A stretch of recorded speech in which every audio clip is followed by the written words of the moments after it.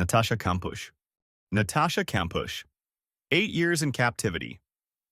In 1998, 10-year-old Natascha Kampusch disappeared on her way to school in Vienna, Austria.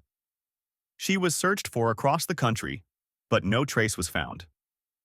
It wasn't until 2006, 8 years later, that Natascha managed to escape from her captor. It was revealed that she had been held captive all those years by Wolfgang Psychlopel, an engineer who kidnapped her and locked her in the basement of his house. She lived in a windowless room, subjected to severe abuse and control. In 2006, while Psychlopel was distracted, Natascha managed to escape. Her captor committed suicide by throwing himself under a train. After her release, Natascha wrote a book about her captivity, and her case became one of Austria's most infamous abductions. Shawn Hornbeck. Shawn Hornbeck, 4 years in captivity. In 2002, 11-year-old Shawn Hornbeck disappeared while riding his bike near his home in Missouri, USA. He was searched for over the years, but there were no leads. Shawn was found 4 years later in 2007 during the investigation of another missing child case. Police arrested Michael Devlin, in whose apartment they discovered 2 missing boys. One of them was Shawn. It turned out that Devlin had kidnapped him and kept him in his apartment, threatening to kill him if he tried to escape. Shawn even lived under a false identity and attended school but was too afraid to reveal his true self. After his rescue, he gave several interviews but later withdrew from public life. Jaycee Dugard. Jaycee Dugard, 18 years in captivity. In 1991, 11-year-old Jaycee Lee Dugard was kidnapped outside her home in California. She was unable to call for help because the kidnappers used a stun gun on her. 18 years later, in 2009, Jaycee was accidentally discovered by FBI agents. It was revealed that she had been living in the backyard of Philip Garrido, a convicted felon. He had built hidden shelters where he kept Jaycee and forced her to assume a different identity. While in captivity, Jaycee gave birth to 2 children fathered by her abductor, whom she raised in those conditions. Garrido and his wife were arrested. Today, Jaycee actively helps crime victims by sharing her experience. Brenda Heist. Brenda Heist, declared dead for 23 years. In 1983, 23-year-old Brenda Heist disappeared during a tourist trip across the U.S. She had gone on a hike with friends but left to visit a store one day and never returned. Her family searched desperately, and police investigated, but no trace of her was found.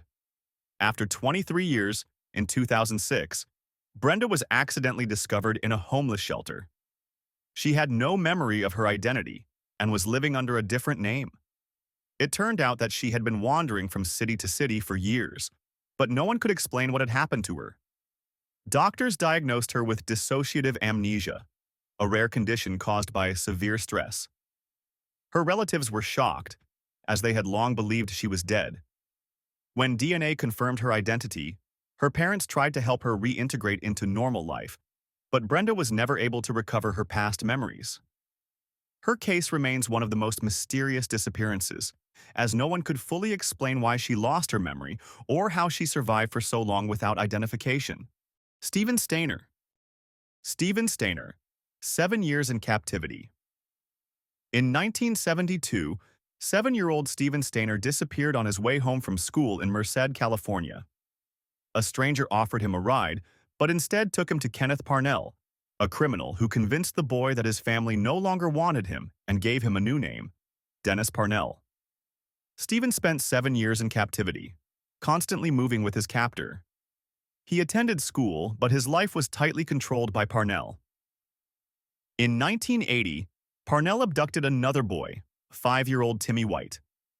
Realizing that Timmy was facing the same fate he had, Stephen decided to escape. They made it to the police, and Stephen was able to reveal his real name. When he returned home, he struggled to readjust. His parents had waited for a 7-year-old, but a teenager came back. Stephen tried to live a normal life, but tragically died in a motorcycle accident in 1989. His story became known nationwide and inspired the movie I Know My First Name is Stephen. Elizabeth Smart.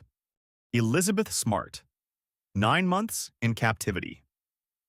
In 2002, 14-year-old Elizabeth Smart was abducted from her bedroom in Salt Lake City, Utah. Late at night, a masked man broke into her home, woke her up, and led her into the mountains. Her captor was Brian David Mitchell, a religious fanatic who claimed to be a prophet. Elizabeth was held in a forest camp where she endured abuse and forced fasting. Mitchell and his accomplice Wanda Barzee controlled every aspect of her life, threatening to kill her if she tried to escape. For 9 months, her family and the police searched desperately, but found nothing.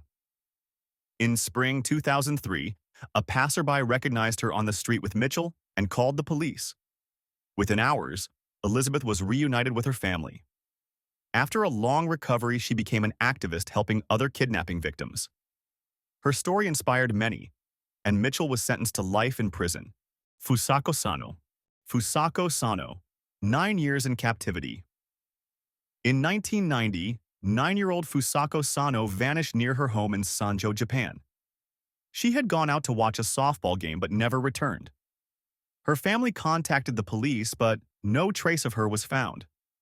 Fusako was kidnapped by Nobuyuki Sato, a mentally unstable man who kept her locked inside his home for 9 years. She was confined to a single room with only a radio and television. Forbidden to speak, she gradually lost her ability to communicate normally. In 2000, Sato's mother contacted the police due to her son's odd behavior.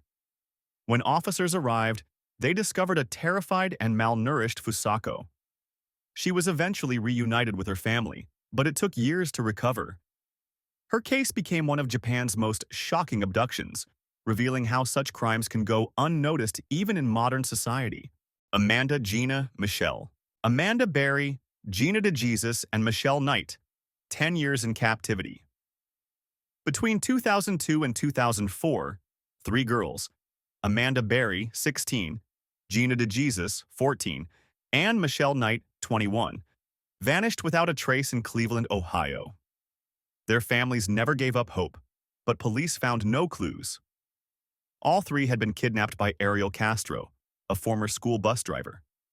He held them captive in his home, chained and subjected to horrific abuse. For 10 years, they lived in constant fear, rarely seeing daylight. In 2013, Amanda managed to break part of a door and scream for help. A neighbor heard her and helped her escape, then called the police. When officers arrived, they discovered the other 2 women. Castro was arrested and sentenced to life in prison, but he died by suicide shortly after. The women have since rebuilt their lives, and their story remains a powerful symbol of resilience and hope. What do you think about these stories? Share your thoughts in the comments. Like this video, subscribe to the channel, and we'll see you in the next videos.